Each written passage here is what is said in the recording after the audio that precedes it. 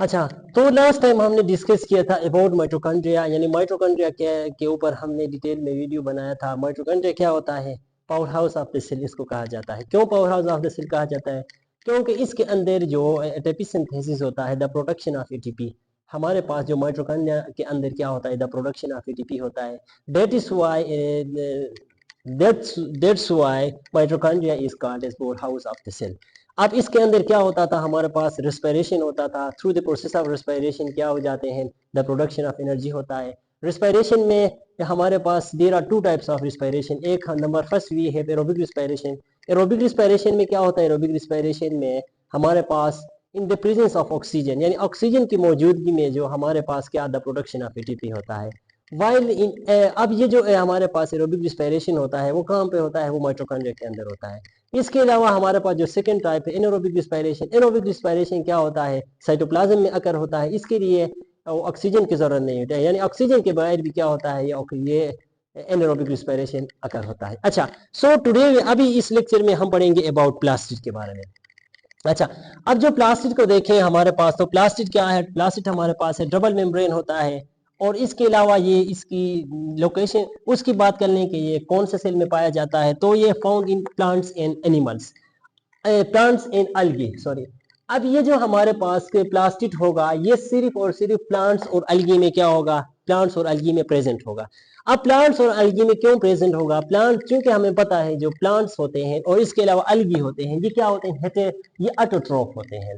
यानी autotroph means ये क्या होते हैं? अपना खुराक खुद हासिल करते हैं या खुद तैयार करते हैं इन the presence of sunlight by the process of photosynthesis. यानी इसके अंदर फोटोसिंथेसिस अकर होता है जिसके नतीजे में ये अलगी एंड प्लांट क्या करते हैं? अपना फूड खुद प्रिपेयर करते हैं। अच्छा, अब नेक्स्ट हम बात कर लें तो यहाँ पे हमारे पास क्लोरोप्लास्ट के टाइप्स हैं। क्लोरोप्लास्ट में, अच्छा, नेक्स्ट ये प्लास्टिक के बारे में पढ़ रहे थे। जो प्लास्टिक के हमारे पास क्या हैं? प्लास्टिक के डिफरेंट टाइप्स हैं। प्लास्टिक के हमारे पास बेसिकली थ्री टाइप्स हैं। Number first we have chloroplast, इसके अलावा chromoplast, and the third we have leucoplast. अब ये हमारे पास क्या है? प्लास्टिक के थ्री टाइप्स हैं। अच्छा, तो सबसे पहले हम डिस्कस कर लेते हैं अबाउट क्लोरोप्लास्ट। अब ये जो क्लोरोप्लास्ट होता है ये क्या होता है? अभी हम इसके बारे में डिटेल में पढ़ेंगे। अच्छा, अब जो क्लोरोप्लास्ट की बात कर लें तो क्लोरोप्लास्ट को डिस्कवर किसने किया था? First time discovered by sir Hugo von Mohl ने 1837 में क्या किया था? उसने, सर ने इस क्लोरोप्लास्ट के बारे में क्या किया था? फर्स्ट टाइम इसके बारे में स्टडी किया था, मेन इसको डिस्कवर किया था। अच्छा, अब उसने क्या किया था? इसके बारे में स्टडी किया था। इस स्टडी करके उसने ये बताया था हमें कि क्या होता है? ये ओवल शेप होता है, इसका स्ट्रक्चर क्या होता है? ओवल होता है।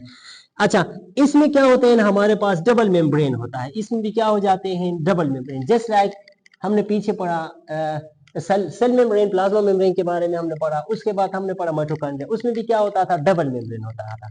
अच्छा, अब इसमें क्या होगा? इसमें भी एक आउटर मेम्ब्रेन होगा और एक इनर मेम्ब्रेन होगा। अब ये outer membrane and inner membrane combine होकर क्या बनाएंगे? जो क्लोरोप्लास्ट का जो एनवेलप होगा उसको बनाएंगे। जिस तरीके से न्यूक्लियस के बाहर वाले डबल लेयर बना के न्यूक्लियर एनवेलप बनाते हैं, ठीक इसी तरीके से ये हमारे पास क्लोरोप्लास्ट के अंदर ये आउटर मेम्ब्रेन और इनर मेम्ब्रेन कंबाइन होकर न्यूक्लियर, ये हमारे पास क्लोरोप्लास्ट एनवेलप बनाते हैं। अच्छा, उसके बाद अब अगर हम बात कर लें स्ट्रक्चर को देखें, हमारे पास आउटर मेम्ब्रेन है, इसके अलावा हमारे पास इनर मेम्ब्रेन, ये दोनों कंबाइन होकर क्लोरोप्लास्ट एनवेलप बनाते हैं। इसके अलावा इसके अंदर जो स्पेस है इसको हम कहते हैं स्ट्रोमा का नाम देते हैं। इसके अलावा इसके अंदर क्या होते हैं? हमारे पास ग्रेनम होते हैं। अब ग्रेनम क्या हो? लेट सपोज हम बात कर लें, एक हो गया हमारे पास थाइलेकाइट, ये हमारे पास क्या है? थाइलेकाइट। अब अक्सर कंफ्यूजन ये होता है कि थाइलेकाइट और दूसरा हमारे पास है ग्रेनम, इन दोनों के बीच अक्सर स्टूडेंट्स में ये कंफ्यूजन रहता है। अब ये हमारे पास एक थाइलेकाइट हो गया और देन सेकंड थाइलेकाइट हो गया, देन थर्ड थाइलेकाइट हो गया। ये कॉइन लाइक स्ट्रक्चर क्या होगा? एक दूसरे के ऊपर पैक हो जाएंगे। जब ये एक दूसरे के ऊपर पैक हो जाएंगे, let suppose just I mention here, अब ये जो स्ट्रक्चर होगा ओवरऑल जिसमें थाइलेकाइट, डिफरेंट थाइलेकाइट एक दूसरे के ऊपर पैक हुए हैं, इसको हम नाम देंगे ग्रेनम। और इसके अलावा जो हमारे पास ग्रेनम के अंदर जो होता है स्ट्रक्चर होता है इंटरनल स्ट्रक्चर, इसको हम लुमेन का नाम देते हैं। अच्छा, इसमें क्या होता है, क्लोरोप्लास्ट में बेसिकली हमारे पास क्या होता है, क्लोरोप्लास्ट में फोटोसिंथेसिस अकर होता है। अब जो फोटोसिंथेसिस होता है, फोटोसिंथेसिस दो टाइप के फोटोसिंथेसिस होते हैं। एक हमारे पास है light dependent reaction, light dependent phase and light independent phase. अब इसको जो लाइट डिपेंडेंट फेज है, एज द नेम इंडिकेट, इसमें लाइट की जरूरत होगी, यानी लाइट के जब लाइट होगा तब ये क्या होगा, इस किस्म के फोटोसिंथेसिस अकर होगा।